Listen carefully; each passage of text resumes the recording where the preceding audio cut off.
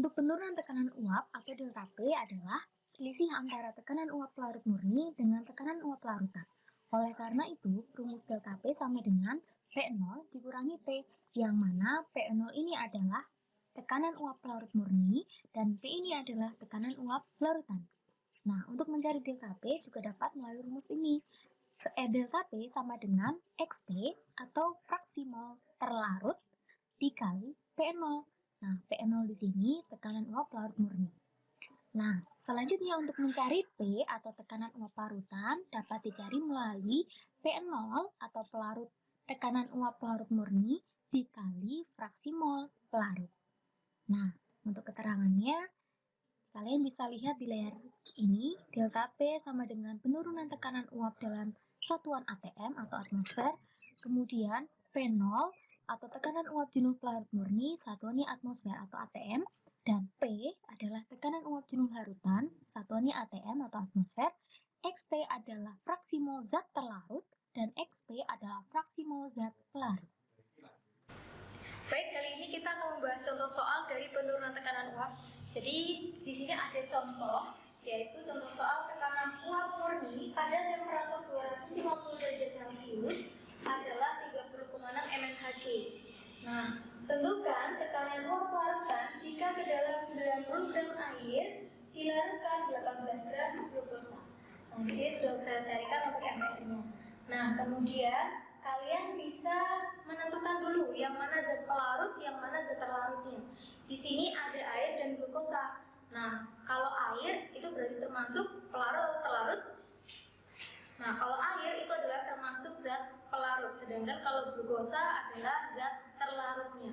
Nah, sekarang kita tulis diketahuinya apa saja. Yang pertama, di sini diketahui tekanan uap murninya atau P0. Nah, P0 di sini 30,6.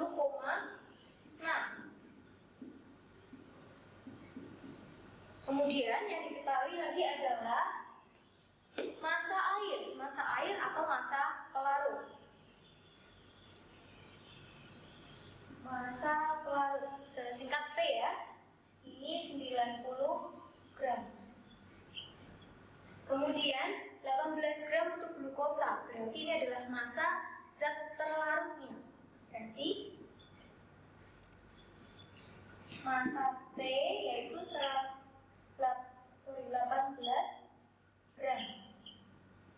Nah, yang diketahui lagi adalah mR air sama mR glukosa.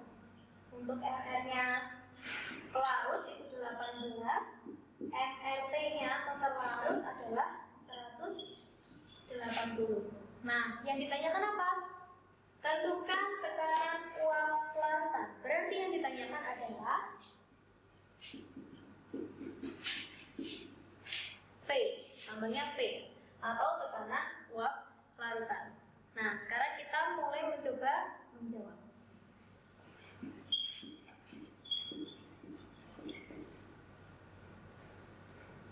Nah, sekarang kita akan menjawab. Jadi, yang akan kita cari adalah tekanan uap larutan dengan rumus P sama dengan P0 atau tekanan uap larutan murni dikali XP atau fraksi mol pelarut. Nah, di sini yang karena diketahui hanya baru P0-nya saja dan XP-nya ini belum diketahui atau fraksi mol pelarutnya belum diketahui. Nah, sehingga kita harus mencari fraksi mol pelarutnya terlebih dahulu. Nah, rumus fraksi mol pelarut adalah mol pelarut dibagi mol pelarut ditambah mol terlarutnya. Nah, molnya apakah sudah diketahui? Belum ya? Nah, karena belum diketahui, kita harus mencari molnya masing-masing dari pelarut dan terlarutnya. Nah, untuk rumus mol, jangan lupa mol itu rumusnya massa terlarut untuk mol pelarut dibagi mR pelarut. Sedangkan untuk mol terlarut berarti massa terlarut dibagi mR pelarut. Baik, kita mencari dari mol terlebih dahulu, ya, mol terlarut sama mol pelarut terlebih dahulu. Di sini diketahui massa terlarutnya yaitu sebesar 18 gram, kita tulis 18. Kemudian mR terlarutnya adalah 180. Sehingga 18 dibagi 180 berapa? 0,1 mol. Sedangkan untuk yang mol pelarut, massa pelarutnya di sini adalah 90 gram. Kita tuliskan di sini 90 gram tanpa ditulis satuan ya. Nah, kemudian MR pelarutnya adalah 18. Sehingga 90 dibagi 18 berapa? 5 mol. Nah, jika sudah diketahui massa telur dan massa pelarutnya, kita bisa melanjutkan langkah selanjutnya, yaitu mencari XP dengan rumus mol pelarut. Karena di sini pelarut, sehingga di sini molnya harus mol pelarut ya. Kalau di sini terlarut atau T, berarti di atasnya harus yang terlarut. Nah, mol pelarut dibagi penjumlahan dari mol pelarut dan mol terlarutnya. Mol pelarutnya dimasukkan 5 mol, 5 mol ditambah 0,1 mol. Baik, selanjutnya kita mencari dari fraksi mol pelarutnya atau XP. Nah, tadi diketahui untuk NP-nya atau mol pelarutnya adalah 5. Nah, mol pelarutnya 5, NP-nya atau mol terlarutnya adalah 0,1. Sehingga 5 dibagi 5,1. Berapa 5 dibagi 5,1? 0,98. Nah, sehingga didapatkan untuk fraksi mol pelarut atau XP sebesar 0,98. Jika XP-nya sudah diketahui, baru kita bisa mencari tekanan uap larutannya. Selanjutnya kita dapat mencari tekanan uap larutannya dengan rumus P0 atau tekanan uap pelarut murni dikali fraksi mol pelarutnya. Nah, kita sudah tahu untuk pelarut murninya tekanannya yaitu sebesar 30,6 mmHg. Kita tuliskan di sini 30,6. Kemudian untuk fraksi molnya yang tadi yang sudah kita cari yaitu dikali 0,98. Nah, kemudian berapakah hasil dari 30,6 dikali 0,98? Nah, hasilnya berapa dari perkalian ini? Yaitu adalah 29,98. Satuannya adalah mmHg. Untuk kenaikan titik didih atau diberi lambang delta TB, rumusnya adalah KB dikali M, yang mana KB di sini adalah tetapan. Nah, untuk M di sini adalah molaritas. Untuk delta TB itu adalah selisih antara TB larutan atau titik beku larutan dikurangi dengan TB pelarut atau titik beku pelarut. Sehingga kalian harus bisa membedakan delta TB sama TB itu berbeda ya. Kalau delta TB berarti ada selisih. Kalau TB itu berarti titik didih itu sendiri, mau dia larutan, mau dia pelarut. Jadi bukan selisih untuk yang TB. Nah, keterangannya di sini untuk delta TB kenaikan titik didih larutan dengan satuan derajat Celcius. Untuk KB adalah tetapan kenaikan titik didih molal dengan satuan derajat Celcius per molal. Kemudian M di sini, M kecil ya, adalah molalitas, dan TB adalah titik didih. Ya, mau titik didih larutan ataupun titik didih pelarut. Satuannya adalah derajat Celcius. Nah, selanjutnya kita akan membahas kenaikan titik didih atau delta TB. Seperti penjelasan sebelumnya, delta TB sama TB itu berbeda ya. Nah, sekarang kita lanjut ke contoh soal. Contoh soal di sini adalah berapa titik didih 36 gram glukosa atau MR 180 dalam 250 gram air jika diketahui KB 0,52 derajat Celcius per molar. Nah, di sini yang diketahui di soal adalah yang pertama massa dari terlarut atau glukosanya. Kita bisa tuliskan di sini massa terlarut 36 gram. Kemudian yang diketahui MR terlarut atau MR dari glukosa. Di sini kita tulis MR untuk terlarutnya adalah 180. Kemudian dalam 250 gram air berarti massa pelarut.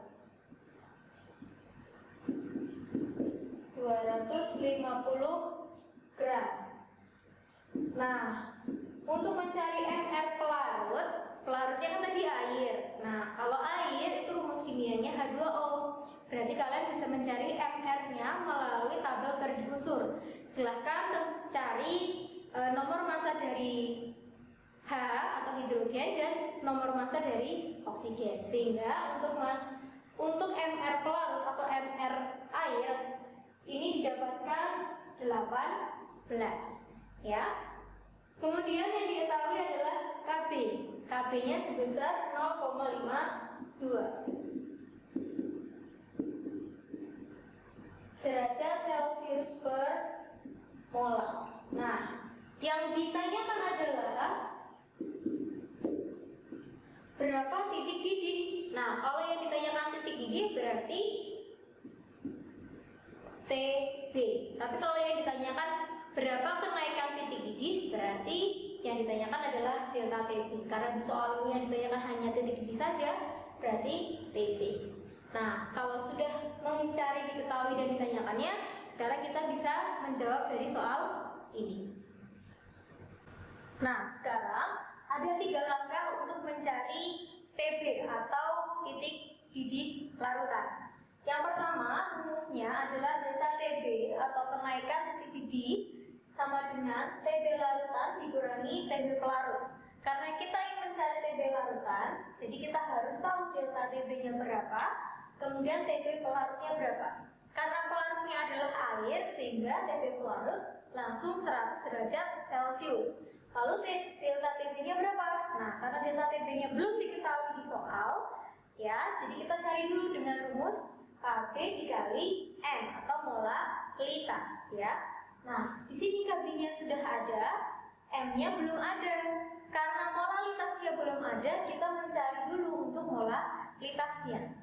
Dengan rumus massa terlarut dibagi MR terlarut dikali 1000 dibagi MR, ini bukan MR ya, tapi di sini maksudnya adalah massa pelarut. Nah, ketika nanti M-nya sudah ketemu atau molaritasnya sudah ketemu, kita bisa mencari delta TB. Ketika delta TB sudah dapat diketahui, kita baru mendapatkan TB larutannya. Nah, langkah pertama kita mencari molaritasnya terlebih dahulu. Massa terlarutnya kita sudah tahu yaitu 36 gram. Kita tuliskan di sini. Untuk MRT-nya yaitu 180. Kemudian dikali 1000 dibagi massa pelarutnya. Massa pelarutnya di sini 250 gram. Kita tuliskan di sini. Nah, sehingga ketika ada perkalian dan pembagian seperti ini hasilnya berapa? 36 dibagi 180 dikali 1000 dibagi 250 hasilnya berapa? Nah, setelah dihitung hasilnya adalah 0,8 molar. Nah, kalau M atau molaritasnya sudah dapat diketahui, kita bisa lanjut ke langkah selanjutnya, yaitu dengan rumus delta TB sama dengan Kb dikali M. Nah, Kb-nya sudah diketahui yaitu 0,52. Sedangkan untuk molaritasnya adalah 0,8.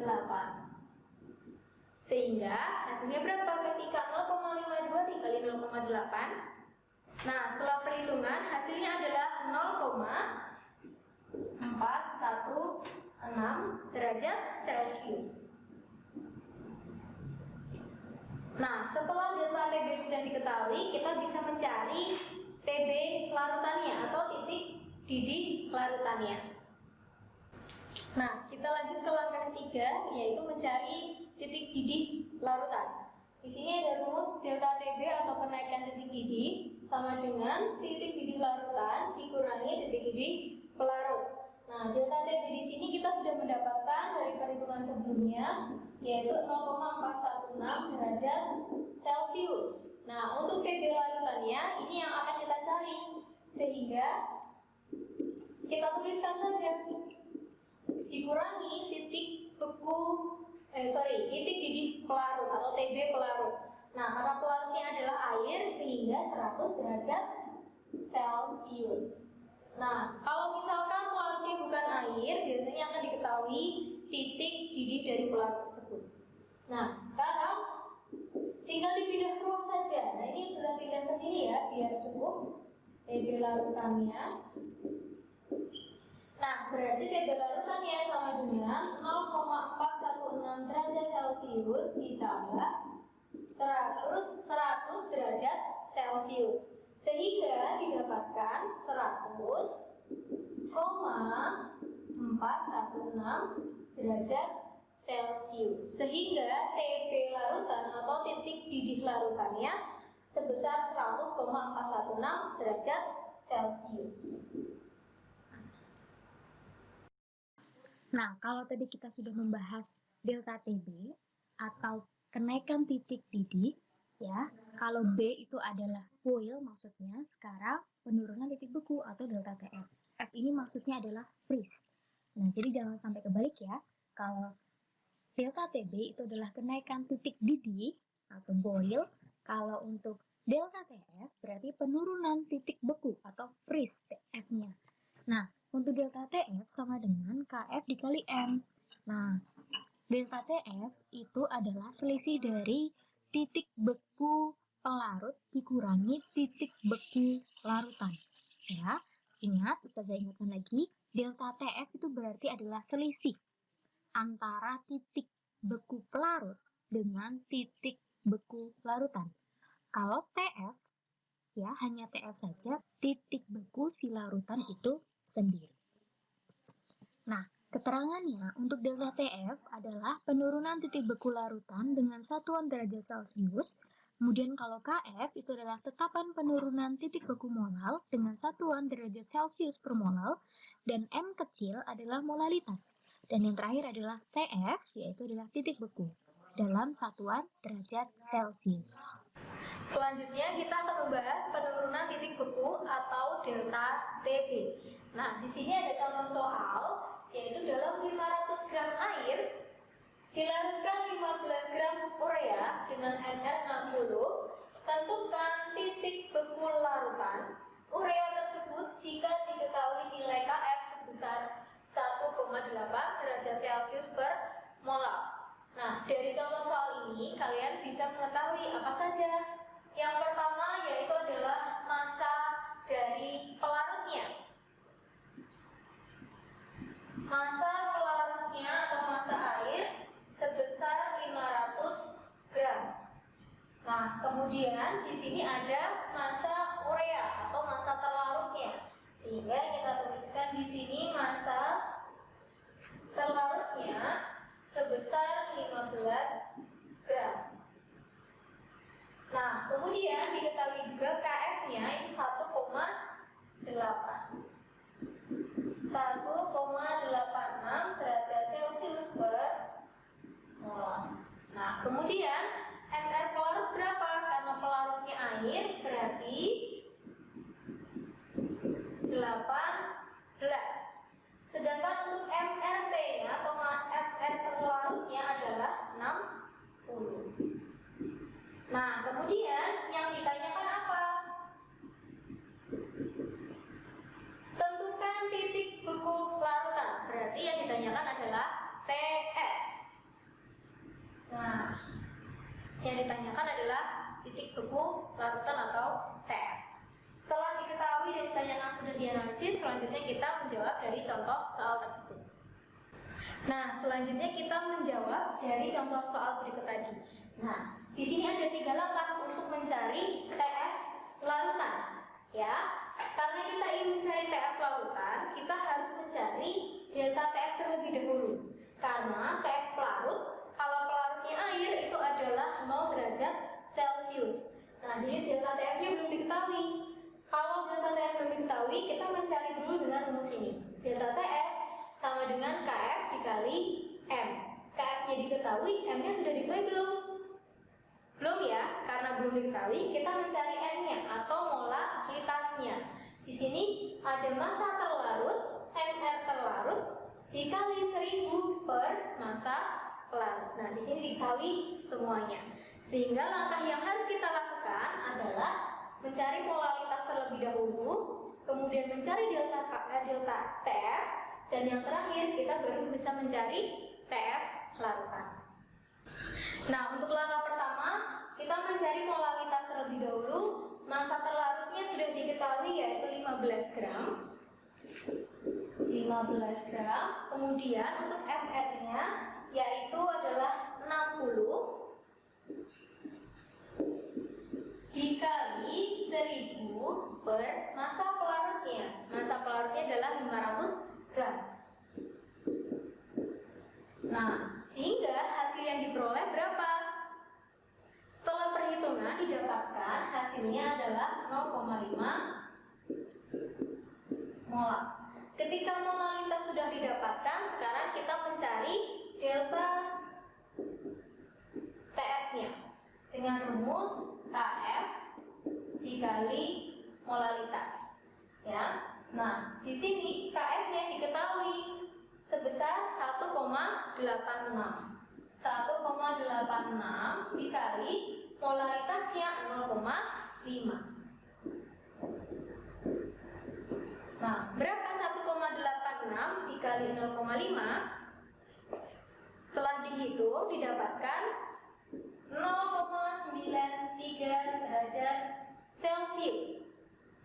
Setelah delta TF ditemukan sebesar 0,93 derajat Celcius, kita bisa mencari ke langkah 3, ya, dengan rumus delta TF sama dengan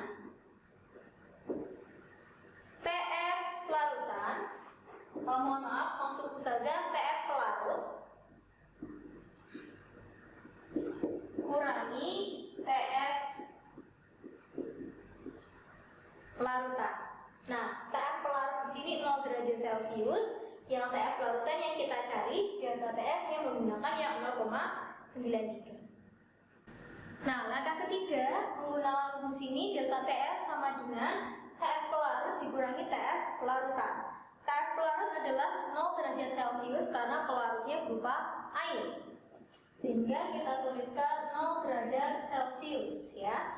Nah, kemudian delta TF-nya adalah 0,93 derajat Celcius, sehingga kita dapat mencari TF larutan. Kemudian tinggal dipindah ruaskan saja. Ustazah pindah ruaskan untuk TF larutannya, sehingga 0 derajat Celcius dikurangi 0,93 derajat Celcius. Berapa hasilnya? Hasilnya adalah minus 0,93 derajat Celcius. Untuk materi terakhir, di sifat koligatif larutan, larutan non-elektrolit adalah tekanan osmosis atau P. Tekanan osmosis adalah tekanan hidrostatis yang dihasilkan dari proses osmosis yang dapat menahan perpindahan molekul-molekul pelarut. Lalu proses osmosis adalah perpindahan pelarut dari larutan yang lebih encer ke larutan yang lebih pekat atau pelarut murni ke suatu larutan, atau perpindahan pelarut dari yang lebih encer ke larutan yang lebih pekat, ya. Nah, selanjutnya untuk rumus tekanan osmosis adalah P sama dengan M besar dikali R dikali T, yang mana M besar ini adalah konsentrasi atau molaritas. Nah, untuk P itu adalah tekanan osmosis dengan satuan atm.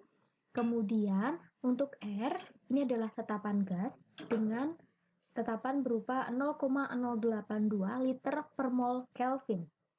Ya, kemudian T-nya adalah suhu. Suhunya di sini harus dalam bentuk Kelvin. Lalu bagaimana untuk menjadikan Kelvin?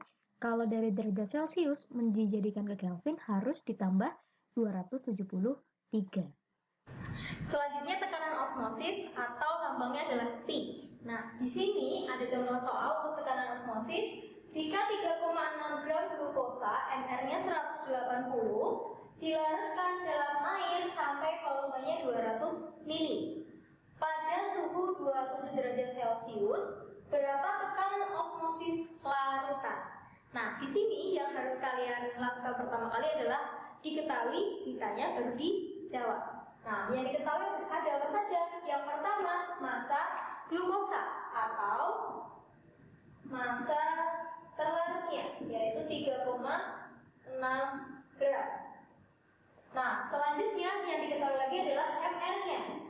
MR glukosa atau terlarut 180. Kemudian yang diketahui lagi adalah volume dari airnya, volume air ya, sebesar 200 ml. Kemudian pada suhu 27 derajat Celcius. Nah, di sini adalah T, 27 derajat Celcius. Yang ditanyakan adalah tekanan osmosis larutan atau P.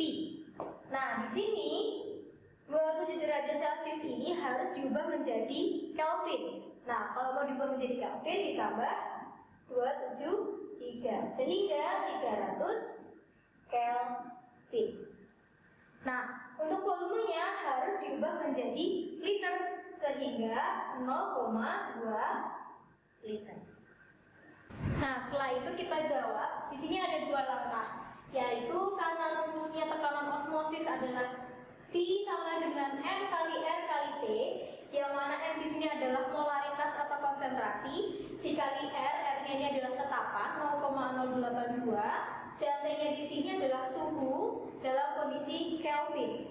Nah, karena M-nya di sini atau molaritasnya belum diketahui di soal, kita harus mencari terlebih dahulu dengan cara M sama dengan massa dibagi MR dikali V. Nah, massanya di sini diketahui massa terlarutnya. Kemudian MR-nya 180 dan volumenya yang 0,2. Nah, sekarang kita isi untuk yang M terlebih dahulu. Massanya yaitu 3,6 gram. Sedangkan MR-nya yaitu adalah 180. Nah, volumenya harus volume yang 0,2 liter. Sehingga ketika 3,6 dibagi 180 dikali 0,2 hasilnya berapa? Setelah dihitung hasilnya adalah 0,1 M. Nah, ketika M-nya sudah diketahui, kita bisa masuk ke rumus yang P sama dengan M dikali R dikali T. M-nya sudah ada, R-nya sudah diketahui karena dia adalah tetapan, T-nya menggunakan yang 300 Kelvin. Nah, langkah kedua kita masukkan ke rumus ini. Tadi kita sudah mendapatkan konsentrasinya atau molaritasnya sebesar 0,1. R adalah tetapan sebesar 0,082. Untuk suhunya gunakan yang dalam keadaan Kelvin yaitu 300. Nah, sehingga 0,1 dikali 0,082 dikali 300 hasilnya berapa? Setelah dihitung ternyata hasilnya adalah 2,46 atm. Sehingga tekanan osmosis sebesar 2,46 atmosfer atau atm. Terima kasih sudah menonton video yang Ustazah buat, semoga bermanfaat dan semoga kalian semua sudah paham. Jika masih ada yang belum paham, bisa menghubungi ke Ustazah secara langsung. Terima kasih.